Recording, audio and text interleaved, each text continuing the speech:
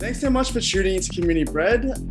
For those that are unaware, we are a queer-run live stream and resource platform connecting audiences all around the world with marginalized artists so they can more easily receive coin during this global pandemic.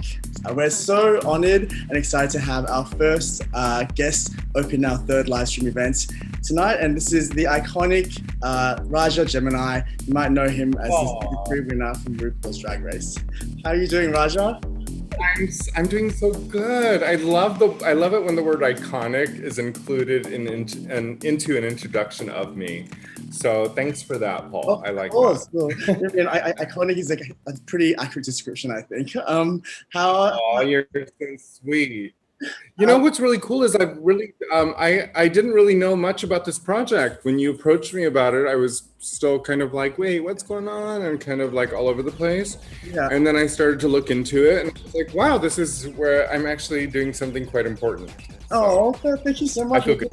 We only started a few months ago, I guess, during the pandemic when we couldn't really dance on the dance floor anymore. So it was kind of our way of like connecting ravers together. That's one of the things I miss the most out of all of this time is the fact that we can't just be social and go dance, or listen to great music. Because, I mean, I don't necessarily dance when I go out. I kind of perch and sit in a corner and like wave hello to people. But I miss that. I miss like going out and hearing music and perhaps dancing. Of course. For the past few months, how's it been for you? Have you been in California most of the time or traveling? I have been in California most of the time. But I think, I think everyone should know our history together, which is a very short and quick history because the first time I encountered you was in Provincetown. Yes. As I was figuring out, I workshop my my solo show. I don't like to say one woman. My solo show there. And it was a very interesting summer. And you popped in with tell me the photographer's name again. Oh my god, his name is Brian Spencer. I remember we traveled. It was quite a journey to get to Provincetown, but it's John Waters. For those that aren't aware, me and Raja met shooting John Waters for this French magazine. But it was so fun. Was that the first time you met John Waters? It was my first time. It was my first time meeting. Well, no, actually, hold on. Let me think of it because there was. Yes. That was the first, because I ended up doing 2 shoots that summer, one for GQ and one with you guys. Yeah. And, I was the only like kind of well-known makeup artist that was in the neighborhood at that time. So they asked me to do it. And that's, how you and I became friends. And it was the first time I had worked with John Waters. And I remember it being more of a difficult process for you than it was for me. Yeah, I don't work with that many celebrities, but John Waters is so legendary. I'm such a huge fan of John Waters, so I think he hated my styling. I remember emailing him afterwards going, hey, it's Paul, the guy that made you, look like what you didn't want to look like, but we should catch up in New York. I remember him. I completely connected to all the clothing choices you made. I was like, yes, I want to wear that Comme des Garçons now. And John was like, no, it looks too baggy and I don't want to be a clown. I don't want to be an elf because I told you I didn't want to be an elf. And I'm like, John, it's Dries Van Noten. It's Comme des Garçons. It was amazing. I think I was quite blown away. It was a very short shoot. I don't know. It was. That's what I'm saying. It was a very, very quick shoot. I didn't nearly spend the amount of time I really wanted to with you guys. So tonight is our night to connect. Totally. Because I remember going to see your show after the shoot as well, and you were so amazing. You were so fun. Oh, you're sweet. Was that your first solo show that you were saying before? What's that? Was that your first solo show that you sang? No, I have been in Provincetown now, with the exception of this year. I've done 3 shows already. This summer was quite different because I didn't get to go because of COVID and because the particular theater that I worked at was a very small one that was contained, and it wouldn't have handled people just breathing on each other through the whole thing. So it really did shift what my plans were, because my plans were to be in P-Town this summer, and that didn't happen. But instead, I have had to learn, because I'm in Puerto Vallarta right now, and the last place that I traveled to before the quarantine was Puerto Vallarta. So this was the last place I was at. Before that, I came almost directly from a New Year's Eve gig in London. So my 2020 was looking real fierce. Like, I was like, yes, London for New Year's Eve, Puerto Vallarta for a month, and I was doing a show here. And then I came home, and almost, I think about 3 days after was when the quarantine happened. Wow. And the lockdowns happened in America. And so it's nice to be back here. I know I'm in the safety with friends. You know, I'm not being irresponsible. And mostly people here in Mexico are the same. I think, you know, they're sort of trying to, you know, fuck it, America is like the worst place for COVID anywhere in the world, which is really sad to say. So, you know, even in Mexico, I feel very safe, and I'm also not acting irresponsibly. I'm here because I have my own thing that I like to do here. You know. So anyway, but yeah, so I'm here. But for the last 8 months, I haven't gone anywhere. 8 months, 7 months since March.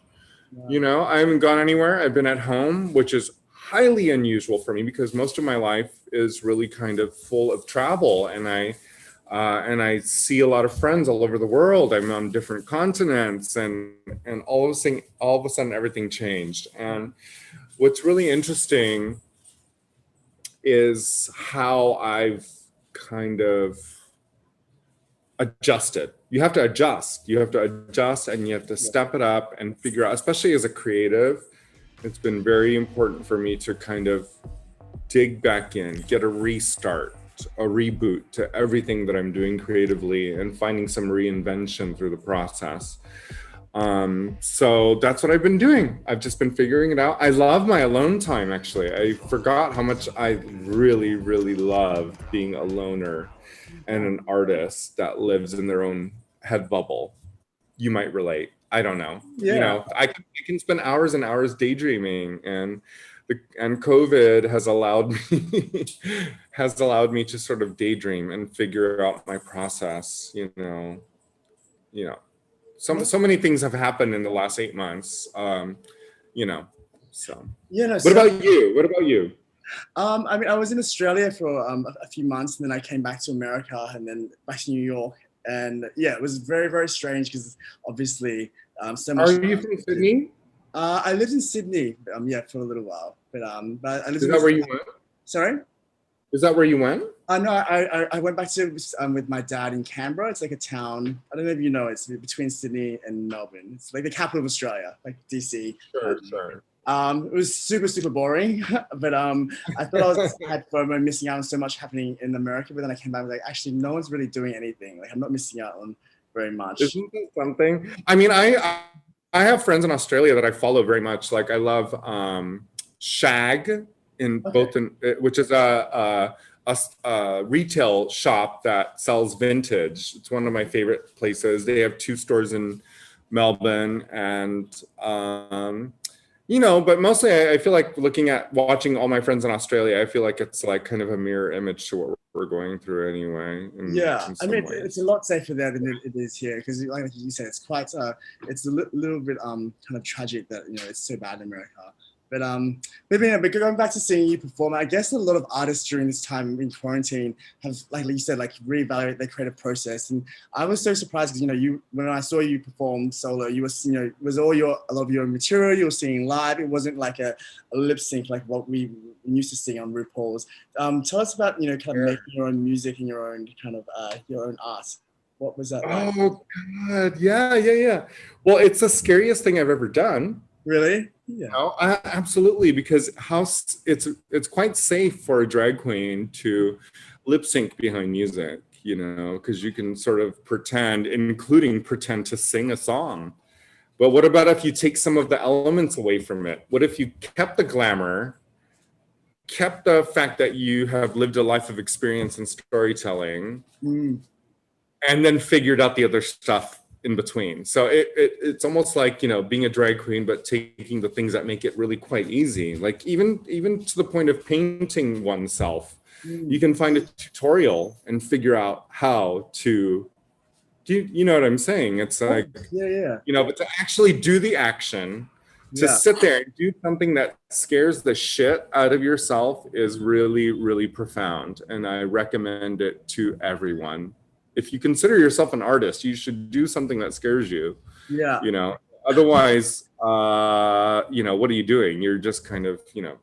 So anyway, so that's what I've been doing. I've just been sort of challenging myself in this time, and it hasn't been easy. I've cried a lot. I've actually found the help of a therapist for the first time in many years. The last time I saw a therapist was when I was in high school. So it's been about 30 years. And I'm just trying to implement new things and trying to navigate through all this the same as everyone else.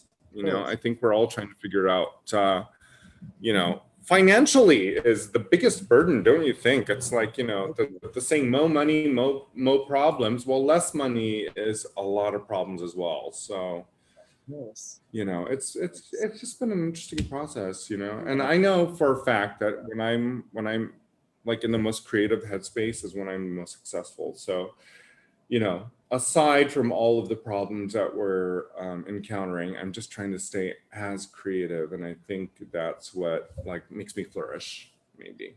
Oh, I can't wait to see what you come up with after this is all over. Have you been writing a lot of new material, or kind of planning your next performances? Well, you see, it's like, you know, I'm not a pop star by any means, but I do like doing music, and the fact that I do, you know, that I was on Drag Race allows me like a certain like kind of, it wedges your way into the, for, you know, into a group of people who are listening to it. So I'm working on, I probably do like one track a year. Oh, really? and that includes one video. And last year I had a song called Mood Board, which was really like, it kind of forecasted what would be happening here, even months, you know, just a few months ahead, that I didn't actually realize was happening, you know, and I didn't realize that I would be sitting at home mood bored, you know, so that came about. But this year I'm working on a project now, and I'm trying to find, you know, just trying to make it you know, a project that people will enjoy, and it's coming up, so I hope it'll be out before Christmas. It's new music, and I'm more concerned about the visual. Like, I want to do the video before I want to do the song. Yeah, right. You know? And the video typically costs more than the song, so you know, that's the hard part. Right in college, or is that correct? You know, I think I call myself an art director. If you were to group everything in my life, you know, including performance and drag, I would say I'm an art director, because I definitely have a vision. You know, I think of like stuff and I try to make it come to fruition and bring it to life. And so I would consider, I mean, if you had to group down the label of what I do for a living, I would say I'm an art director. Nice. And then from doing like makeup on America's Next Top Model, how did you what was the process like into getting onto Drag Race, and then, you know, kind of going all the way through and winning it in season 3? I mean, it must have been quite. Well, now it's a little over 10 years ago, and wow. my process was not really the same as others, but also my experience at Drag Race was also 3 years into the beginning of this phenomenon. Yeah. And so I was sort of like the baby child of it, and I was maybe the introduction of oh God, avant-garde, or, you know, or unconventional, you know, unlabeled drag. But that was, you know, it was a long time ago. It was 10 years ago, you know, 11 years ago. I don't even know. I have to like really actually do the math. But I think it's over 10 years ago. So, you know, it's been a great experience. I've met so many cool people, and I have learned so much, and I've been allowed the experience of having a huge audience that is now global. And somehow I've kept that up. And that is really the big part of the work, is trying to stay what do they call it, relevant. Of course, yeah, but I mean, you were so iconic, like you said. You know, your kind of your vision was unconventional, or like a little bit left field, and especially as like a seeing like an Asian American win Drag Race, or seeing someone like you in like a wide platform was quite inspiring for someone like me, even just growing from Australia and not having identifying with anyone in kind of media or a television or film or anything like that. So have you had like a lot of response from like the Asian American community after being on Drag Race? Not as much as I would, because I think people forget that I'm Asian. I don't know why. I'm this I'm of ambiguous gender and race, apparently. So someone had posted a thing where they're like, oh my god, if Kimchi wins Drag Race, she'll be the first Asian winner. And I'm like, what about me? This has been my thing my entire life. Like, I'm not Asian enough or something. I really don't understand. But I'm quite proud of it. I think we with now Priyanka being in this story, and what's her name? Envy Peru, who is Peruvian, the first Latin winner. Like, that's crazy for America in 12 seasons that there's only one Latin, and the only Asian is me and a Canadian. Like, I think we need to start moving this along. Like, I think it's a little silly, but well, you definitely paved the way, like being the third season winner. But you grew up in Indonesia, is that correct? Or was it? I did, yeah. What was that like moving? Yeah, I was born in the U.S. And then my parents, at about age 3, decided to move us to Indonesia, which is where my father is from, and my mother was born, but she spent most of her childhood in Holland. There's a lot of Dutch Indonesians. Oh, wait, what's your background? I'm Vietnamese. Yeah. Oh, you're Vietnamese. Okay. Yeah. So, as Dutch people are to Indonesians, French people are to Vietnamese. Interesting. Okay, right. Yeah. Even there's like some words in our language that are still Dutch, and also Portuguese/Spanish, because they also colonized the little jungle Asian people that I am. So do you ever go back to the only I was fortunate to grow up in Bali. Oh, I love Bali. Which is, I mean, you're Australian, you understand. It's it's the place of magic, and so I grew up there. Nice. The only time I ever go back to Indonesia is when I go back to Bali. And my friends are there, like Johnny Koda of Skin Graph. Oh wait, he has his own line now. And Majesty Black, Joshua, who does these beautiful hand, artisanal gloves, and Malachi, House of Malachi. I love Malachi. And I just, me too. So there's a group of people that I really connected to from here in the States that are also very much involved in Bali. So, and that's where I grew up. Like, if I go to Jakarta, I'm lost. If I'm in Bali, I feel at home. So yeah, I mean, it's such a magical place. I'm in Bali. Yeah. And then growing up also in LA, what was it like being part of the goth and punk subculture scene there?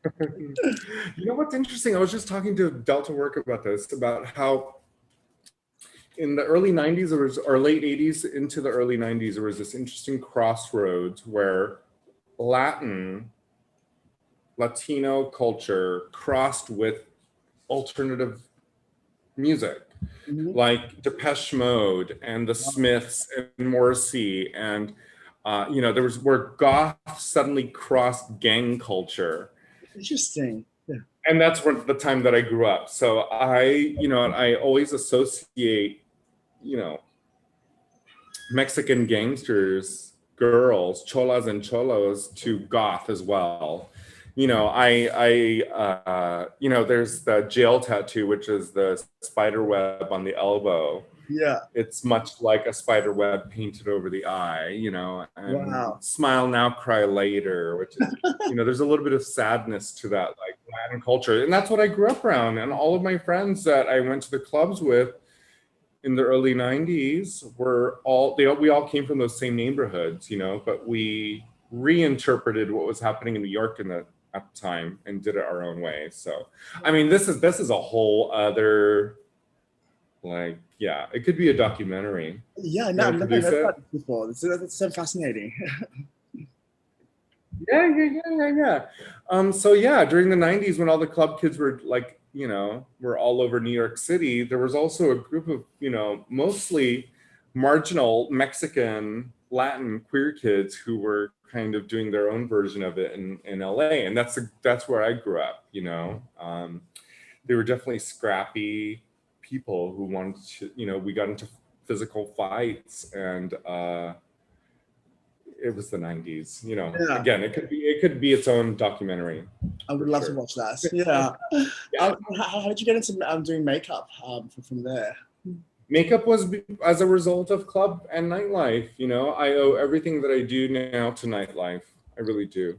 The friends that I have, the friends that became mentors that I've had for decades now, were all as a result of nightlife. The people that I admire and emulate, and everything is as a result of nightlife. Yeah, I mean, nightlife is going to call my next show. Whenever I have my solo show again, I'm going to do an homage and a big thank you to everything that is nightlife. Oh, I love that so much. Oh, it's the reason why we have this whole platform, Community Bread. It's because, like, I guess so many people that we've all met. Like, I met all my best friends and everyone that I collaborate with on the dance floor in a club. So, you know what I mean? Yeah. One of my little brothers and people that I really love and trust creatively is one of my favorite DJs in LA, DJ Josh Peace. And he started a night called Mustache Mondays many years ago with, but I just, I miss the dance floor. I miss good house music. I miss outfits. I miss bottle service. Yeah.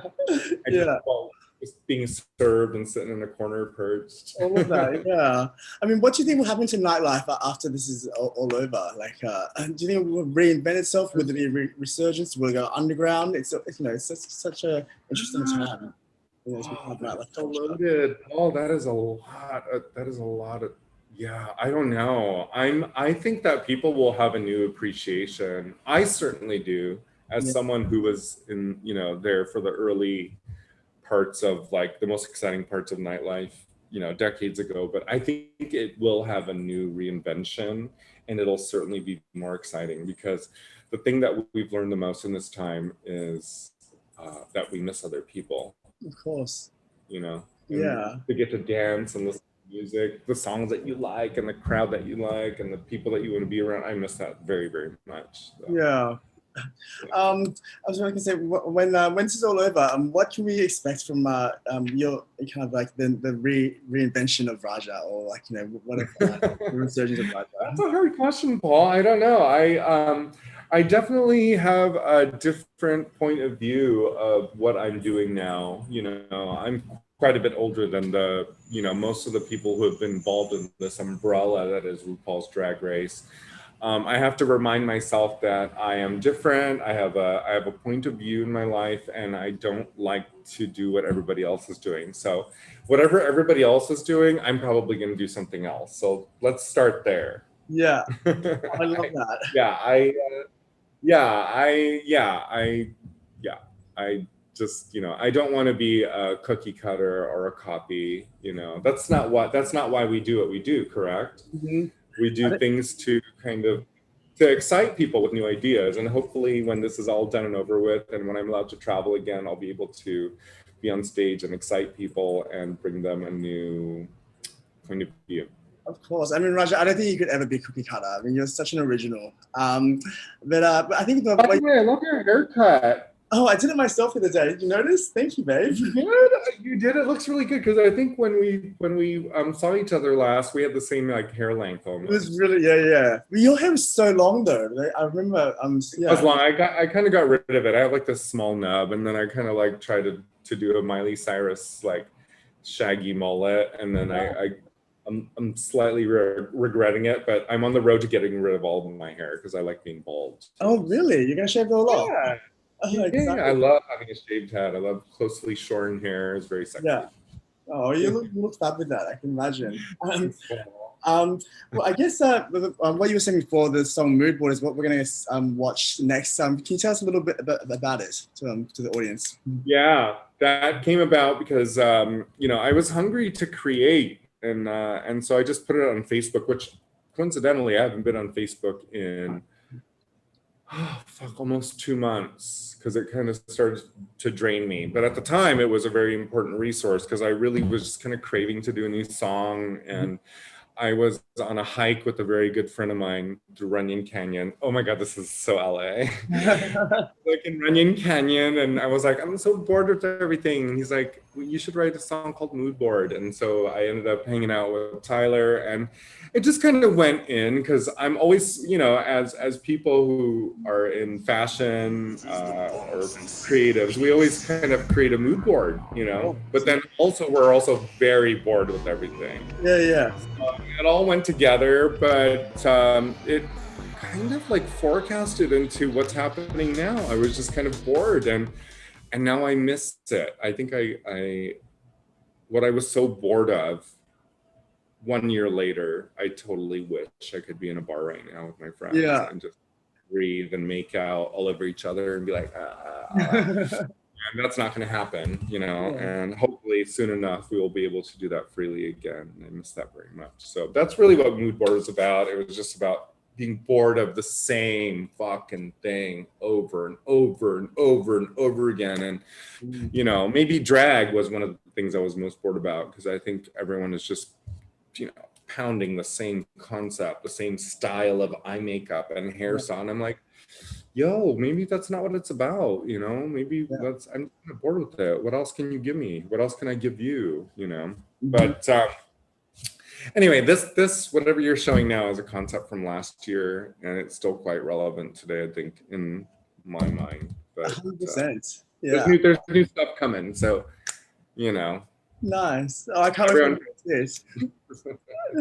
Well, thank you so much for chatting with us, Raja. I'm such a huge fan, and I know that our audiences are so excited to watch this. So thank you again. Thank you so much for having me, Paul. And like, you have my phone number, and I like Man Crush Monday for you every single day. If Monday was 2 days a week, text me, send nudes. 100%, I will. Okay, lots of love, Raja. Love you, Paul. Take good care of yourself. I will see you soon. Bye, darling. Bye, babe.